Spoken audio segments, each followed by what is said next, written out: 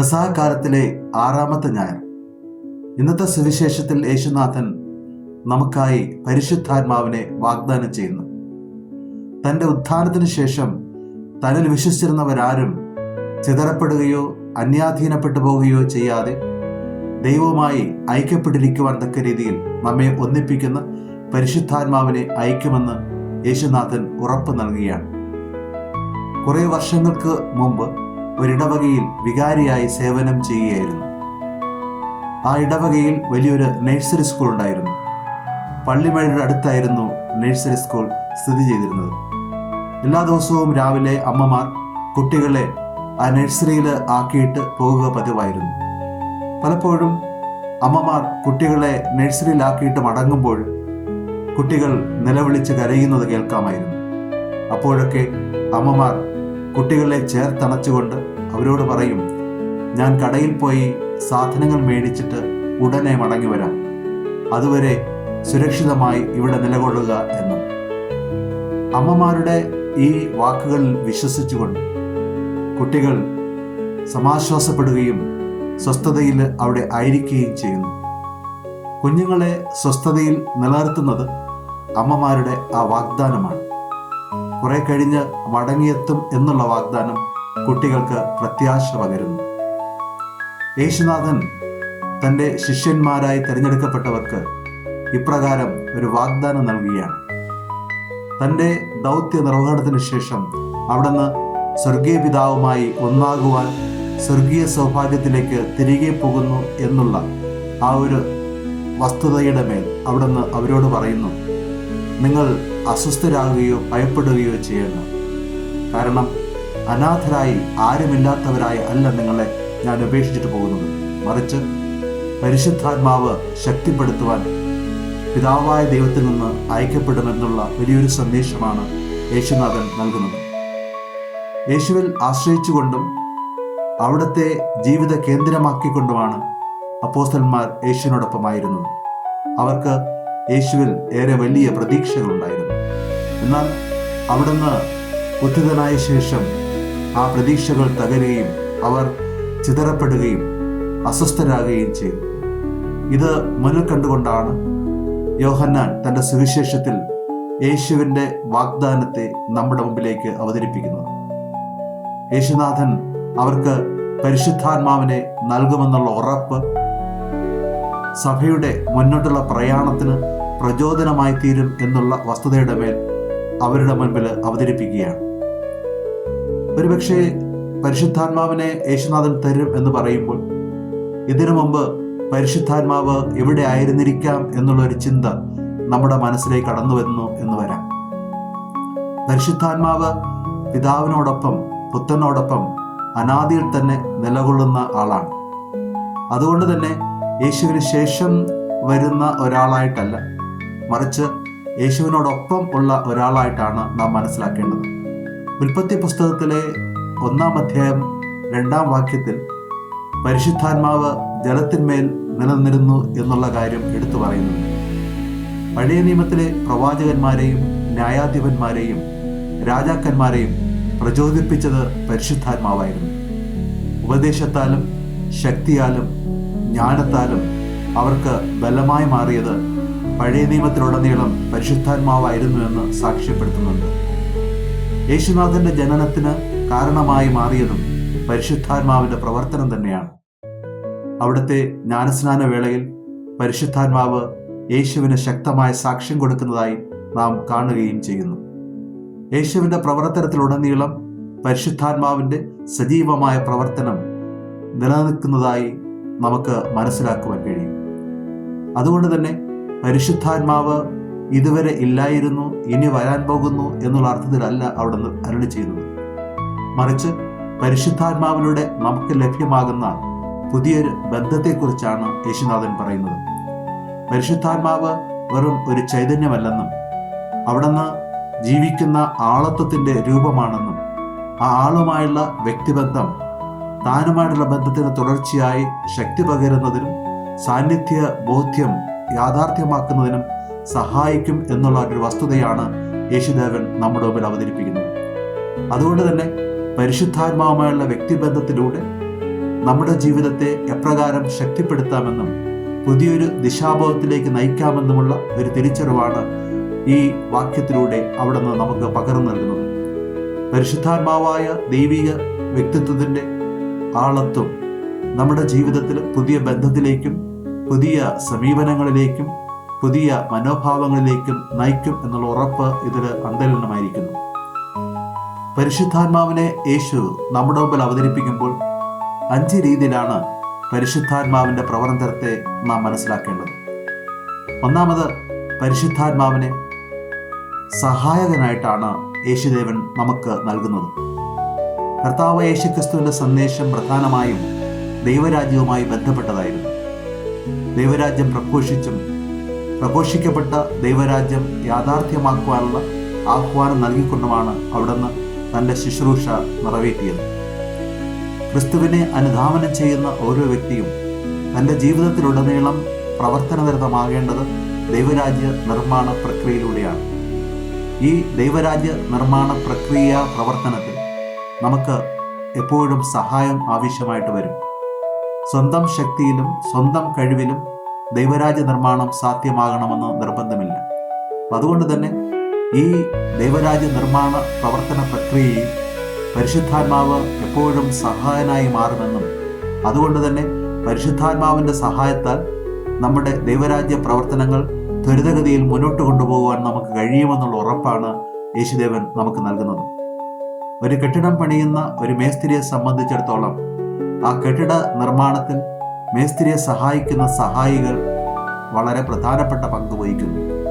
അവർ അവിടെ ഉണ്ടെങ്കിൽ മാത്രമേ മേസ്തിരിക്ക് സുഗമമായ രീതിയിൽ പണി പൂർത്തീകരിക്കുവാൻ കഴിയുള്ളൂ. എന്നതുപോലെ നാം ഓരോരുത്തരും വിളിക്കപ്പെട്ടിരിക്കുന്ന ദൈവരാജ്യ നിർമ്മാണ പ്രക്രിയയിൽ ഈ നിർമ്മാണ പ്രവർത്തനം മുന്നോട്ട് കൊണ്ടുപോകാൻ ഉതകുന്ന രീതിയിൽ നിരന്തരം സഹായം തരുവാൻ കഴിവുള്ള സഹായകനായിട്ടാണ് പരിശുദ്ധാത്മാവിനെ യേശുനാഥൻ നമുക്ക് മനസ്സിലാക്കി തരുന്നത്. ഈ പരിശുദ്ധാത്മാവിൻ്റെ പിന്തുണയും സഹായവും നമ്മുടെ ഓരോ ദിവസവുമുള്ള ദൈവരാജ്യ നിർമ്മാണ പ്രക്രിയയെ ത്വരിതപ്പെടുത്തുകയും മുന്നോട്ട് ആനയിക്കുകയും ചെയ്യും എന്നുള്ള ഒരു ഉറപ്പാണ് യേശുദേവൻ പരിശുദ്ധാത്മാവിനെ നൽകിക്കൊണ്ട് നമുക്ക് നൽകുന്നത്. രണ്ടാമത്, ഈ പരിശുദ്ധാത്മാവിനെ നാം മനസ്സിലാക്കേണ്ടത് ആശ്വാസദായകനായിട്ടാണ്. ദൈവരാജ്യ നിർമ്മാണ പ്രവർത്തനങ്ങൾ പലപ്പോഴും നാം ഒറ്റപ്പെട്ടു എന്ന് വരാം. ചിലപ്പോഴൊക്കെ അവഗണനയ്ക്ക് വിധേയമായി എന്ന് വരാം. മറ്റു ചിലപ്പോൾ പലതരത്തിലുള്ള പരിഹാസങ്ങൾക്കും കാരണമായി എന്ന് വരാം. ദൈവരാജ്യ നിർമ്മാണ പ്രക്രിയയിൽ ഇപ്രകാരം ദുഃഖങ്ങളും വേദനകളും ഏകാന്തതയുടെ തടവുമൊക്കെ അനുഭവിക്കുമ്പോൾ ആശ്വാസം തരുവാൻ പരിശുദ്ധാത്മാവ് എപ്പോഴും ഉണ്ടാകുമെന്നുള്ള ഉറപ്പാണ് യേശുദേവൻ തരുന്നത്. അതുകൊണ്ട് തന്നെ യാതൊരു ഭയവും കൂടാതെ പരിശുദ്ധാത്മാവിൻ്റെ ശക്തിയാൽ നമുക്ക് ദൈവരാജ്യ നിർമ്മാണ പ്രക്രിയയിൽ പൂർണ്ണമായും പങ്കാളികളാകുവാൻ കഴിയുമെന്നുള്ള ഉറപ്പാണ് യേശുദേവൻ നമുക്ക് നൽകുന്നത്. ഈ പരിശുദ്ധാത്മാവിൻ്റെ തുണ നമ്മെ സംബന്ധിച്ചിടത്തോളം നിരന്തരം ആശ്വാസ വചസ്സുകളാൽ നിറയ്ക്കുന്നതും ആശ്വാസത്തിൻ്റെ മാർഗം തുറന്നു തരുന്നതുമായ ഒന്നാണ്. അതുകൊണ്ട് തന്നെ ജീവിതത്തിൻ്റെ ഏത് മേഖലകളിലായിരുന്നാലും ദൈവരാജ്യത്തിൻ്റെ പന്ഥാവിലാണ് നാം സഞ്ചരിക്കുന്നതെങ്കിൽ ഈ പരിശുദ്ധാത്മാവാകുന്ന ഉറപ്പ് നമ്മുടെ ജീവിതത്തെ ആനന്ദഭരിതമാക്കും എന്ന് സാരം. ഈ സന്തോഷവും ആനന്ദവും സ്വാതന്ത്ര്യവുമാണ് നമുക്ക് ദൈവരാജ്യത്തിൻ്റെ പ്രവർത്തന പ്രക്രിയയിൽ ശക്തമായ നിലപാടുകൾ എടുക്കുവാൻ സഹായകമാകുന്ന മനോഭാവങ്ങൾ സൃഷ്ടിക്കുന്നതിന് കാരണമായിട്ട് മാറുന്നത്. മൂന്നാമത്, പരിശുദ്ധാത്മാവ് നമുക്ക് വഴികാട്ടിയായി മാറുന്നു എന്നുള്ളതാണ് യേശുദേവൻ നമുക്ക് നൽകുന്ന വാഗ്ദാനം. ഈ ദൈവരാജ്യ നിർമ്മാണ പ്രക്രിയയിൽ എങ്ങോട്ടാണ് നാം പോകേണ്ടതെന്നും എങ്ങനെയാണ് പോകേണ്ടതെന്നുമുള്ള ഒരു കാഴ്ചപ്പാടും വീക്ഷണഗതിയും പകർന്നു നൽകുന്നത് പരിശുദ്ധാത്മാവാണ്. പരിശുദ്ധാത്മാവിൻ്റെ ശക്തിയാൽ നമുക്ക് മുന്നോട്ട് ശരിയായ ദിശയിൽ പ്രയാണം ചെയ്യാൻ കഴിയും എന്നുള്ള ഒരു ഉറപ്പാണ് യേശുദേവൻ തരുന്നത്. പലപ്പോഴും ദൈവരാജ്യ നിർമ്മാണ പ്രക്രിയയിൽ ദിശയറിയാതെ തളർന്നു വീഴുമ്പോഴും ലക്ഷ്യത്തിലെത്തുവാൻ കഴിയാതെ അസ്വസ്ഥരാകുമ്പോഴുമൊക്കെ പരിശുദ്ധാത്മാവിൻ്റെ ഉപദേശങ്ങളും സഹായവും നമുക്ക് പ്രചോദനമായിട്ട് മാറും എന്ന് സാരം. അതുകൊണ്ട് തന്നെ പരിശുദ്ധാത്മാവിൻ്റെ ശക്തിയിലും ബലത്തിലും പൂർണ്ണമായും ആശ്രയിച്ചുകൊണ്ട് അവിടുത്തെ ജ്ഞാനം നാം സമ്പാദിക്കേണ്ടതുണ്ട്. പരിശുദ്ധാത്മാവിൻ്റെ ജ്ഞാനമാണ് നമ്മെ സംബന്ധിച്ചിടത്തോളം ഈ ദൈവരാജ്യ നിർമ്മാണത്തിൻ്റെ കെട്ടുപണിയിൽ നമുക്ക് ശക്തി പകരേണ്ടത്. പരിശുദ്ധാത്മാവ് നൽകുന്ന വെളിച്ചം നമുക്ക് അതിന് എപ്പോഴും പ്രചോദനമായിട്ട് മാറുകയും ഉറപ്പായി മാറുകയും ചെയ്യും എന്നുള്ളതാണ് അതിൻ്റെ പ്രത്യേകത. നാലാമത്, പരിശുദ്ധാത്മാവിനെ നാം മനസ്സിലാക്കുന്നത് നമ്മുടെ ഓരോരുത്തരുടെയും അഡ്വക്കേറ്റായിട്ടാണ്. അഭിഭാഷകൻ എന്ന് പറയുന്നത് വാദിക്കുന്നവനാണ്. വാദിക്കുന്ന ആ വ്യക്തി തൻ്റെ ഒപ്പം നിൽക്കുന്ന ആളിന് വേണ്ടി ശക്തമായ രീതിയിൽ വാദിക്കുകയും നിലപാടെടുക്കുകയും ആ വ്യക്തിയെ ആ നിലപാടുകളിൽ ഉറപ്പിച്ചു നിർത്തി വിജയം കൈവരിക്കുന്നതിന് സഹായിക്കുകയും ചെയ്യുന്നു.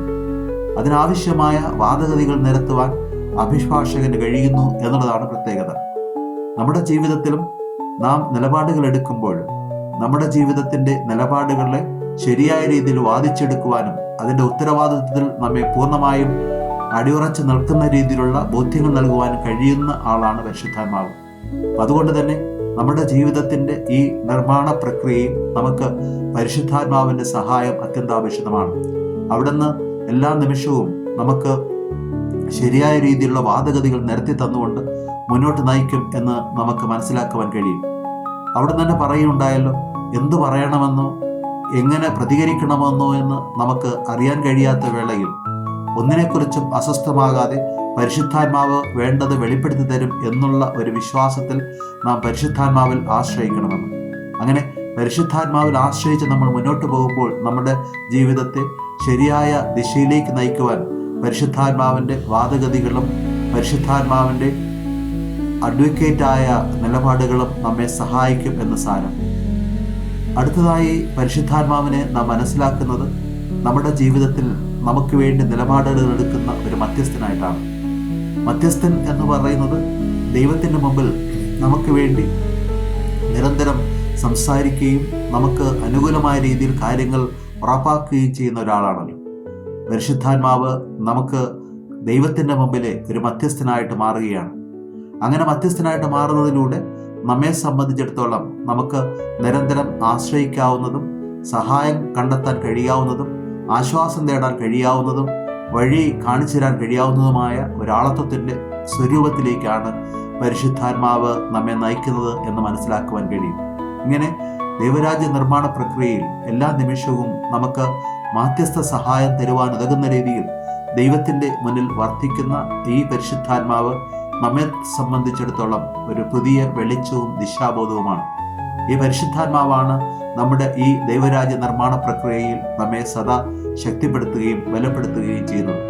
അതുകൊണ്ട് തന്നെ ഉത്ഥാനത്തിൻ്റെ മഹത്വത്തിൻ്റെ കാലഘട്ടത്തിൽ നാം പുതിയൊരു യുഗത്തിലേക്ക് പ്രവേശിക്കാൻ വേണ്ടി പോവുകയാണല്ലോ.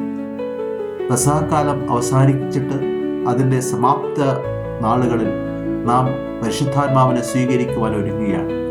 പരിശുദ്ധാത്മാവിനെ സ്വീകരിക്കുവാൻ ഒരുങ്ങുമ്പോൾ പ്രധാനമായും ഈ പരിശുദ്ധാത്മാവിൻ്റെ പ്രവർത്തനങ്ങളെക്കുറിച്ച് മനസ്സിലാക്കിക്കൊണ്ടും പരിശുദ്ധാത്മാവിനെ പ്രതീക്ഷയോടുകൂടി നോക്കി പാർത്തുകൊണ്ടും പരിശുദ്ധാത്മാവിൽ ശക്തി പ്രാപിച്ചുകൊണ്ട് ആദിമസഭയിലുണ്ടായ പരിശുദ്ധാത്മാവിൻ്റെ പ്രവർത്തനത്തെ വീണ്ടും സജീവമാക്കുവാനുള്ള ഒരു ഉത്തരവാദിത്വമാണ് സഭാമക്കളായ നമുക്ക് അവിടെ നൽകുന്നത്.